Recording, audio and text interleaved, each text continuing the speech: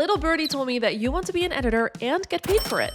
As you should. So in this video, we're gonna go over 7 steps to get you to your first client and many more after, and this is all compiled based on my own experience as well as the experience of my full-time video editor friends. The first step seems really obvious, but I honestly cannot stress it enough. If you wanna do this full-time, if you wanna make money with this, you're gonna need to know your NLE, your video editing software of choice, from the inside and out. You don't need to be an expert, but you do need to know the way around your video editing software. This way, you can not only deliver on specific needs that your client may have, but you also will edit more effectively and more efficiently, which means that your work will be done sooner, which means that your hourly rate, which is something we'll talk about later in this video, will be higher. This way, you'll turn around editing work way more quickly because you can work more efficiently and more effectively, and you can deliver on certain specific needs that your client may have. Since video editing will be your main focus, you need to keep honing your skills. Now, of course, when you're editing videos, you are working on those skills every single day, but maybe you're doing repetitive edits, or maybe you're doing edits that aren't as challenging and don't really learn you new things. So I need you to keep honing your skills and to keep up with the newest developments in your software, especially now with AI. There are so many new features coming to Premiere, for example, as well as the other NLEs. So make sure you're up to date with what's happening. The most obvious ways to keep developing your skills is, for example, by taking courses or by watching YouTube tutorials. If you're using Premiere Pro, and specifically, my channel can help with that. Make sure that you subscribe. And I personally just learned editing by doing. I didn't follow any courses or whatever. I just dove in deep and here we are.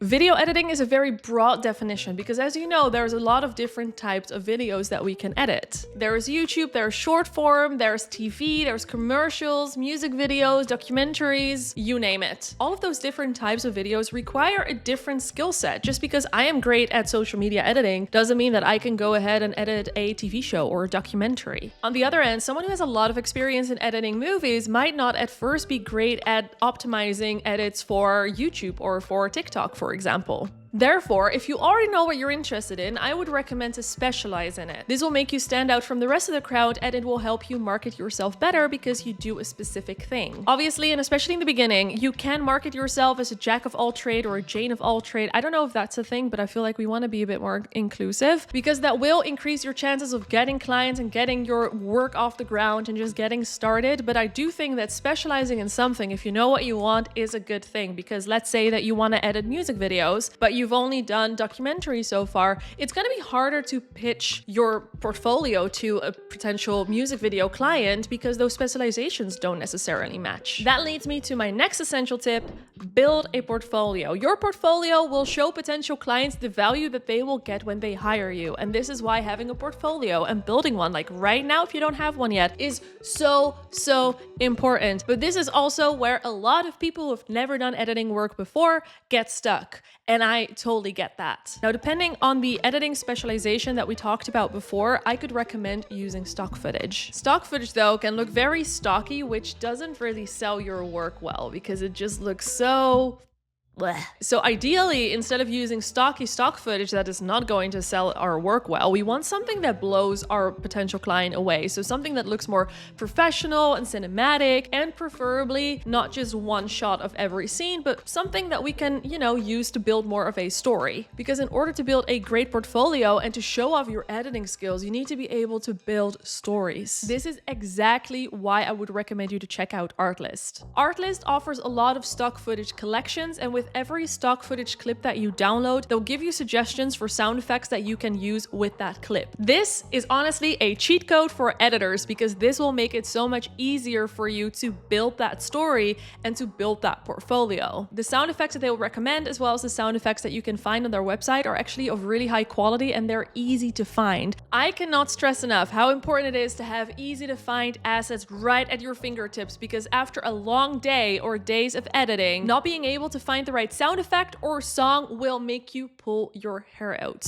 Artlist is basically an all-in-one platform that offers high quality music, stock footage, sound effects, templates, plugins, and even a software if you're interested. So as a video editor, you will have everything you need right at your fingertips with just one subscription, not 10, just one. They've got different plans to choose from, and most importantly, as an editor or as an aspiring editor, you'll get a universal license that will cover everything within the plan that you choose. choose. So this means that you can use all of this stuff for your clients and you will not get any copyright issues. Now with my link, you'll get 2 extra months, so go check it out in the description. After you've built a portfolio, you also want to build a show reel, because a portfolio is great, but it might be a little bit hard to digest as a potential client. So first they will see your show reel and then they'll dive into your portfolio. A show reel is really fun to edit because it's basically a short video where you show your best editing skills. In this reel, you want to show the different projects that you've worked on, which are the different projects that you've just built using Artlist and put in your portfolio. If you want to show that you're great at editing social media, but maybe also commercials and music videos, you will show all of this within that show reel. And if you're good at color grading, this is the moment to show that too. Now, if you don't have any past projects or client work, then you can go and use Artlist. We've got our portfolio, we've got our show reel, maybe we have a fancy little website ready, and now we need to get our clients.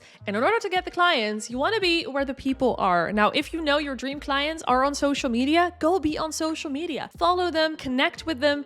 Do not send them these lengthy DMs. Do not send them any DMs selling them your work, because that is something that's not going to work. The number of times I get DMs like this and I get emails like this, it's just not going to work. What you do want to do is you want to build a network and you want to build connections with fellow editors as well as other people in the industry. Social media is so good for this, whether it's LinkedIn or Instagram or Twitter, X, refuse to say that, Twitter. Be where the people are. Keep an eye out for your favorite creators posting jobs, because they will. Because YouTube and social media is ever growing, and now more than ever are creators looking for editors that can take off a lot of the workload. In addition to this, you can also offer your services on Fiverr or on ytjobs.com, for example. I know that some of my editor friends get a lot of editing gigs from that website. Fiverr is also great. I know that Sarah Dici found her full-time editor now on Fiverr. Kyle started as a Fiverr editor. It took, I would say, a solid year to now get to the point where we are, where if I give him a proper YouTube video, he can take it from 0 to 100. So that is also a great way to be picked up. And also, if you do not want to edit for social media, Fiverr might be a better option for you. And if there's any events in your area,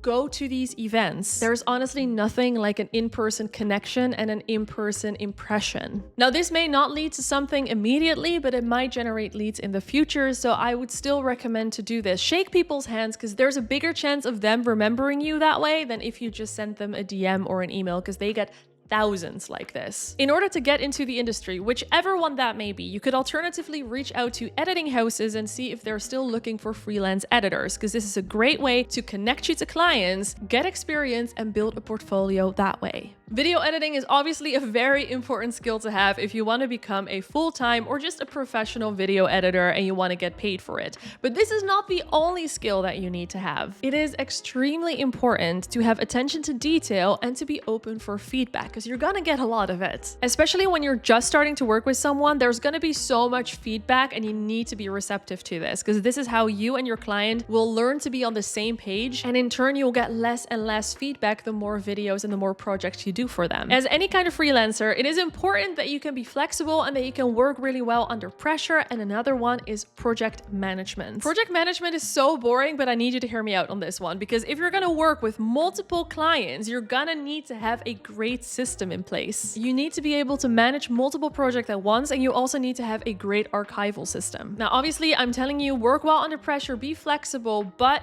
it is also really important to know how to set boundaries. And a great way to set those boundaries is in your contract. When you sign a new client, you want to be super clear on what can be expected and what is included in your rate. Now, for example, and this is already a big one, you can add 1 or maybe 2 revisions in your contract, and anything beyond that, they will need to pay extra for. Another big one is the revision time that you'll get to make the revisions that they request, and in general, just a delivery time. Just to emphasize how important it is to set the right expectations, especially when it comes to delivery time. I have some horror stories for you. Now, just to be clear, these are not my stories. These are stories from my editor friends, and I will not reveal my sources. But man, am I about to spill some tea. I've heard some stories from my editor friends that their client would deliver all of the project files at 11 p.m. expecting this video, to be done at 7 a.m. the next day. Not even 12 hours. The next day, 7 a.m. because they actually had a sponsor and this video needed to go live at 8 a.m. But they were late, and now it is your problem. And when you don't discuss these things and you don't put that on paper, You might lose the client if you don't. I personally would say, yo, see you later. I'll find another client because you sound like a nightmare client to me. But I also know that not everyone has that liberty when it comes to this stuff, especially if you're just starting out or if you're in a pinch or whatever the reason may be. This is absolutely ridiculous. I don't think anyone should accept it, but these horror stories, unfortunately, are true and it does happen. So therefore, make sure, please, that you put these things in your contract. Now, when it comes to how much you should charge, because I know that's what you're waiting for, how do you set your price? It all depends on your skill set as well as the quality of work you deliver and what you think your time is worth. Now, the best way to learn all of this stuff is by talking to editor friends, which is again why it is so important to build that network so you can have transparent conversations about your rates so you can all grow and you can all get better. Remember, it's not competition. The better you get as an editor or the more irreplaceable you become, the more you can start charging. And maybe you can charge the same, but if you become an efficient editor and you can now do the same work in half the time, your hourly rate suddenly has doubled. And you can choose to take on another project and make even more money, or you can choose to just do whatever you want to do in that free time. Like I said at the beginning, it is so important to be an efficient and effective editor. In order to be efficient and to be an efficient editor, you gotta know all of the time-saving tips in your video editing program. If that video editing program is Premiere Pro, then these are the best time-saving tips that I need you to know right now so you can get that hourly rate up.